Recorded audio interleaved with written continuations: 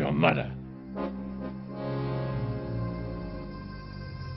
Now listen to this.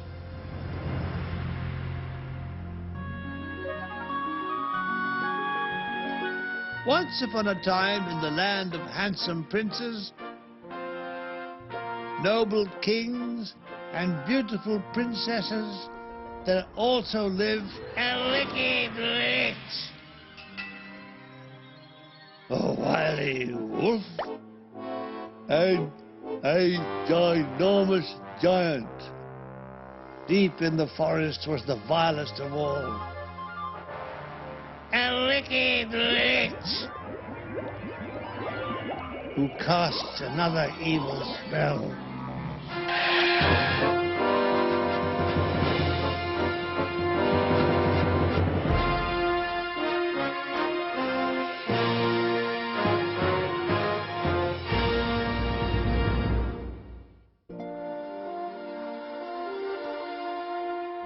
Once upon a time, a shoemaker and his wife lived in an old market town, and people came from far and wide to be fitted for exquisite leather shoes and boots.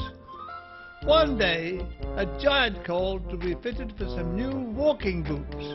He had decided to visit his northern cousin, Accrington Stanley, and needed a stout pair of boots for the journey. Beep, bye, bow, bum, I want some boots for Accrington. When the boots were finished, so was the shoemaker. Oh, I'm clean out of leather, he said, only having a few scraps left. As the giant was in no hurry to pay the bill, the poor couple didn't even have enough food for breakfast. Now, we'll just have to chew on the scraps of the leather in the morning with a drop of water to wash it down, you idiots. In the morning, the couple were amazed to see that the scraps of leather had been made into an exquisite pair of shoes. But these are perfect. Someone's even polished them. Before long, there was a ring on the shop bell, and a fine young lady of the town entered. When she saw the little shoes, she was absolutely delighted, and offered the shoemaker 5 pieces of silver for them. Now we can eat, and I can buy some leather for 2 pairs of shoes.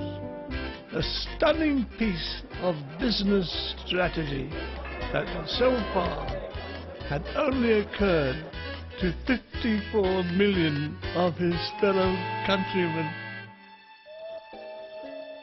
And so, that evening, after a hearty meal of baked plimsoll, the couple went to bed with high hopes for the morning. And indeed, they were not to be disappointed, because there were 2 pairs of exquisite shoes which were soon sold, with the result the shoemaker and his wife were able to increase their stock and intake of food, eggs and chips and filth.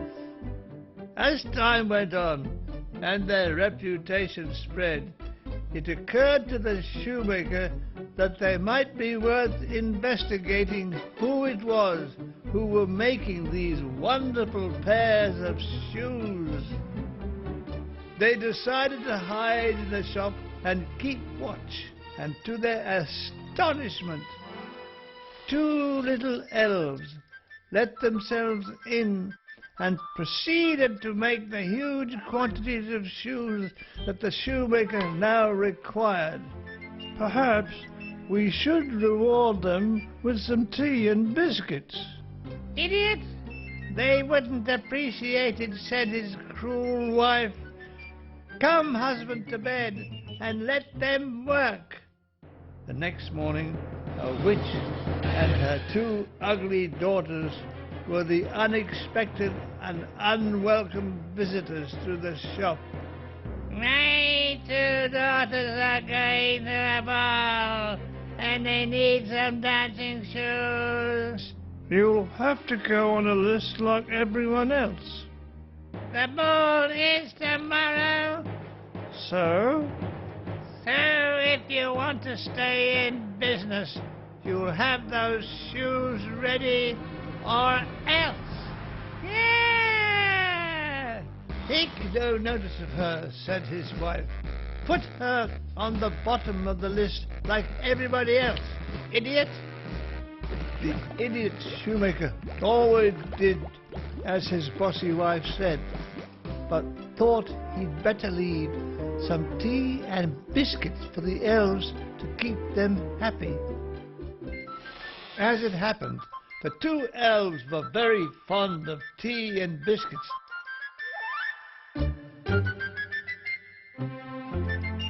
Especially squashed fly biscuits, and took such a long tea break that by dawn they hadn't got around to making the witch's shoes. When she called in the morning, barging away to the head of the queue, she was furious that the shoes weren't ready. Don't say I didn't warn you. It wasn't until later that evening that the witch's spell revealed itself, when two frogs let themselves into the shop, drank the tea and ate the squashed flies, but singularly failed to make a single pair of shoes. The next morning there was chaos in the shop. Hey you, where are my blue suede shoes?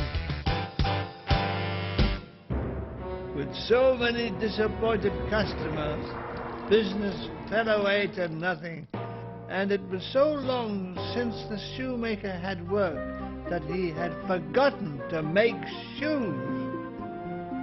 Oh, woe is me, complained the shoemaker. If I'd paid more attention to my business, this cruel fate would never befallen us. Exactly.